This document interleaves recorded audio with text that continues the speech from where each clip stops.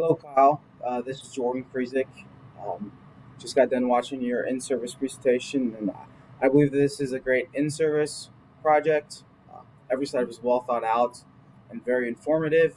You were able to show your knowledge on summative and the formative assessments, very in-depth with those examples. I thought your idea of educating the teachers on how to properly use the technology for the non English speaking students was spot on. There are so many times when we as teachers are trying to educate the youth over a program when we ourselves are just going through the program for the first time.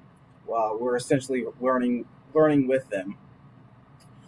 By educating the teachers about the programs, this would really utilize the teachers' time with teaching the students, but also allowing the teachers more time to have an effective planning period, uh, more time just to create different, bring up different creative teaching methods also in the curriculum as well.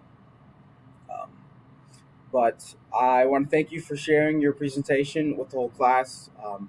There were a lot of great points that will be useful in the near future. So thank you again.